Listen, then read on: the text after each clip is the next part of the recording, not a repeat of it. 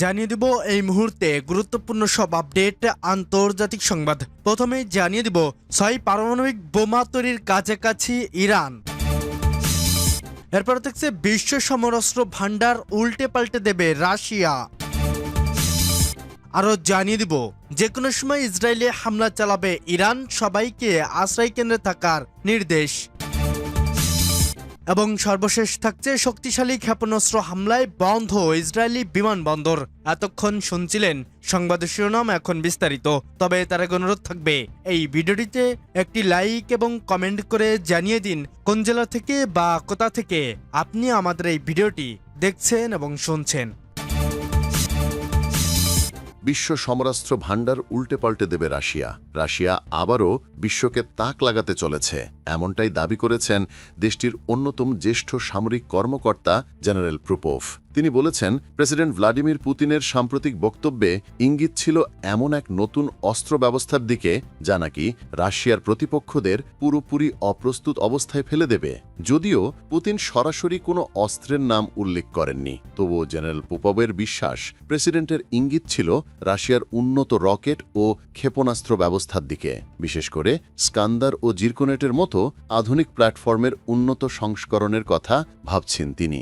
Russia দাবি করছে সাম্প্রতিক বছরগুলোই ইউক্রেনের যুদ্ধক্ষেত্রে তারা এমন সব অভিজ্ঞতা অর্জন করেছে যা তাদের অস্ত্র ব্যবস্থাকে নতুন মাত্রায় উন্নত করেছে। পোপাবের ভাষায়, আমরা আমাদের অস্ত্রের সীমাবদ্ধতা চোখের সামনে দেখেছি, আর সেই ত্রুটিগুলোই আমাদের দিয়েছে আরও নিখুঁত হওয়ার সুযোগ। এই অভিজ্ঞতার ফলেই রাশিয়ার সামরিক কৌশল এখন অনেক গভীরে প্রবেশ করতে সক্ষম। শত্রুপক্ষের পেছনের ঘাঁটি, সরবরাহ লাইন, এমনকি কমান্ড সেন্টার পর্যন্ত পৌঁছাতে পারে। জেনারেল পোপভ সতর্ক করে বলেন, ইউক্রেনের গভীর পশ্চাৎদাগের লক্ষ্যবস্তু এখন আর নিরাপদ নয়। আরও উদ্বেগজনক বিষয় হল সম্ভাব্য লক্ষ্যবস্তুগুলোর মধ্যে রয়েছে ইউক্রেনের সীমান্তবর্তী অঞ্চল, পোল্যান্ড, রোমানিয়া ও মালদোবার কাছাকাছি এলাকাগুলো, অর্থাৎ নেটো দেশগুলোর প্রান্তসীমা এখন রাশিয়ার উন্নত ক্ষেপণাস্ত্রের আওতার মধ্যেই।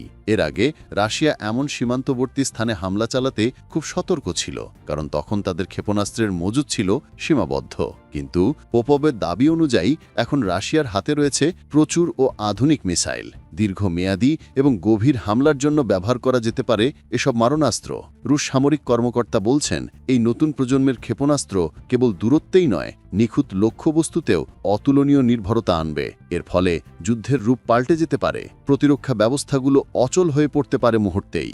বিশ্বজুড়ে এখন শুরু হয়েছে নতুন এক দৌড়। কে আগে বুঝতে পারে রাশিয়ার এই প্রযুক্তিগত অগ্রগতি আসলে কতটা সম্ভব? নেটো সদস্যরা ইতিমধ্যে বাড়াচ্ছে সীমান্ত নজরদারি, জোরদার করছে বিমান প্রতিরক্ষা ব্যবস্থা। কিন্তু মস্কো থেকে বার্তা স্পষ্ট, তারা পিছু হটবে না। শক্তিশালী ক্ষেপণাস্ত্র হামলায় বন্ধ ইসরায়েলি বিমানবন্দর। গাজা যুদ্ধ ঘিরে মধ্যপ্রাচ্যে উত্তেজনার আগুন এখন যেন দাউ দাউ করে জ্বলছে। ইসরায়েলে আগ্রাসনের বিরুদ্ধে একের পর এক দেশ হুঁশিয়ারি দিচ্ছে, আর এবার সেই আগুনে ঘি ঢেলেছে ইয়েমেন। দেশটি থেকে দখলকৃত ফিলিস্তিনি ভূখণ্ডের দিকে ছোড়া শক্তিশালী ক্ষেপণাস্ত্র হামলায় তেল আভিভের বেন গুরিয়ান বিমানবন্দরের কার্যক্রম সাময়িকভাবে বন্ধ হয়ে যায়। রোববার সকালে আরব ও ইসরায়েলি গণমাধ্যমের বরাত দিয়ে বার্তা সংস্থা মেহের জানিয়েছে, ইয়েমেন থেকে উৎক্ষেপিত ক্ষেপণাস্ত্র শনাক্ত করেছে ইসরায়েলি সেনাবাহিনী। হামলার পর টেল আভিভ সহ আশেপাশের এলাকায় সতর্কতা সাইরেন বাজতে থাকে। বিমান চলাচল স্থগিত করা হয়েছে এবং বেন গুরিয়ানের আকাশসীমা সাময়িকভাবে বন্ধ ঘোষণা হয়েছে বলে নিশ্চিত করেছে ইসরায়েলের চ্যানেল 12। এদিকে ইসরায়েলি প্রতিরক্ষা বাহিনী দাবি করছে, ইয়েমেনের বিদ্রোহী গোষ্ঠী নিক্ষেপ করা ক্ষেপণাস্ত্র তারা ভূপাতিত করেছে। তবে ক্ষেপণাস্ত্র হামলার পর ইসরায়েলের মধ্যাঞ্চল ও পশ্চিম তীরের কিছু এলাকায় আতঙ্ক ছড়িয়ে পড়ে। তবে বিশ্লেষকরা বলছে, গাজায় ইসরায়েলের আগ্রাসন চলতে থাকায় ইয়েমেন সহ বহু আরব দেশ ক্রমেই সক্রিয় হয়ে উঠেছে। আর ইয়েমেনের বিদ্রোহী গোষ্ঠী আলী ঘোষণা দিয়েছিল যে ফিলিস্তিনের মুক্তি সংগ্রাম তাদেরও যুদ্ধ। সেই যে কোনো সময় ইসরায়েল হামলা চালাবে ইরান, সবাইকে আশ্রয়কেন্দ্রে থাকার নির্দেশ। মাত্র কয়েক মাস আগেই ইরান ইসরায়েল রক্তক্ষয়ী যুদ্ধে কেঁপেছিল পুরো মধ্যপ্রাচ্য। ড্রোন ক্ষেপণাস্ত্র আর রকেট হামলার পাল্টাপাল্টি লড়াইয়ে উত্তপ্ত হয়েছিল তেহরান থেকে তেল আভিভ।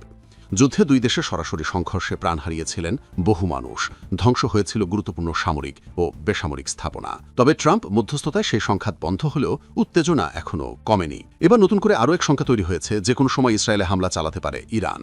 এবারের হামলা হবে ভয়াবহ, আকস্মিক। আসন্ন সুকুদ উৎসব চলাকালীন ইরান এই হামলা চালাতে পারে বলে ধারণা করছেন ইসরায়েলের বিরোধী দলীয় এমপি আভি গদর লাইবারম্যান। সম্প্রতি এক প্রতিবেদনে এসব জানিয়েছেন টাইমস অফ ইসরায়েল।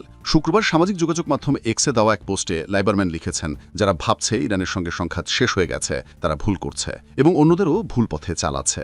ইরানিরা প্রতিদিন নিজেদের প্রতিরক্ষা ও সামরিক সক্ষমতা বাড়াচ্ছে। তারা আবারও পারমাণবিক স্থাপনাগুলোয় কাজ শুরু করেছে। সবাইকে সতর্ক থাকার আহ্বান জানিয়ে তিনি বলেন, তবে সাবধান থাকুন এবং আশ্রয়কেন্দ্রের কাছে থাকুন। সেই সাথে তিনি বর্তমান নেতা নেতানিয়াহু সরকারকে বিশ্বাসযোগ্য নয় বলে দাবি করে লিখেছেন, এই সরকারকে ভরসা করা যায় না। তাদের ক্ষতি আমরা না সামাল দেওয়া পর্যন্ত নিজেদের ও আইডিএফের উপরই নির্ভর করতে হবে। গত 13 জুন ইরানের পারমাণবিক স্থাপনা কেন্দ্র ও সামরিক নেতৃত্বকে লক্ষ্য করে হামলা চালায় ইসরায়েল। এর পরপরই ইরানও ড্রোন ও প্রাণঘাতী ব্যালিস্টিক ক্ষেপণাস্ত্র দিয়ে ইসরায়েলের বিভিন্ন শহরে হামলা চালায়। হামলা-পাল্টা হামলার পর 24 জুন মার্কিন প্রেসিডেন্ট ডোনাল্ড ট্রাম্পের হস্তক্ষেপে শেষ হয় সেই যুদ্ধ। তবে এবার ইসরায়েলের বিরোধী দলীয় এমপি লাইবারনের আশঙ্কা যদি সত্য প্রমাণিত হয়, তাহলে মধ্যপ্রাচ্য ফের উত্তপ্ত হওয়া এখন শুধু সময়ের অপেক্ষা মাত্র। 6 পারমাণবিক বোমা তৈরির কাছাকাছি ইরান। 6টি পারমাণবিক বোমা তৈরির কাছাকাছি পৌঁছে গেছে পারস্য উপসাগরীয় দেশ ইরান। বিস্ফোরক দাবি এলো স্বয়ং আমেরিকার প্রভাবশালী সেনেটরের কাছ থেকে। ওয়াশিংটন তেহরান পরমাণু কর্মসূচি নিয়ে আলোচনার আগ মুহূর্তে এমনি বিস্ফোরক তথ্য দিলেন মার্কিন রিপাবলিকান সেনেটর লিন্ডসে গ্রাহাম। 6টি পরমাণু বোমা তৈরির জন্য ইরানের কাছে পর্যাপ্ত পরিমাণে অস্ত্রগ্রেড ইউরেনিয়াম রয়েছে বলেও দাবি করেন এই সেনেটর। ফক্স নিউজকে দেয়া এক সাক্ষাৎকারে বিস্ফোরক লিন্ডসে গ্রাহাম বলেছেন, তাদের কাছে 6টি বোমা তৈরির জন্য যথেষ্ট উচ্চ সমৃদ্ধ ইউরেনিয়াম রয়েছে, তারা এটি ব্যবহার করবে। ইরান 6টি পারমাণবিক বোমা তৈরির খুব কাছাকাছি। তারা ইসরায়েলকে শেষ করবে, তারা আমাদেরও পিছু নেবে। অর্থাৎ পারমাণবিক বোমা দিয়ে ইসরায়েলকে শেষ করে মার্কিন যুক্তরাষ্ট্রের পিছু নেবে তেহরান। গত 7 মার্চ মার্কিন সেন্ট্রাল কমান্ডের কমান্ডার মাইকেল কুরিলাও জানিয়েছিলেন, তেহরান এখনও পারমাণবিক অস্ত্র তৈরির সিদ্ধান্ত নেয়নি। এমনকি ইরানের প্রেসিডেন্ট মাসুদ পেজেশকিয়ান গত জানুয়ারির মাঝামাঝি এনবিসি নিউজকে দেয়া এক সাক্ষাৎকারে বলেছেন, পারমাণবিক বোমা অর্জনের লক্ষ্যে কাজ করছে না তেহরান।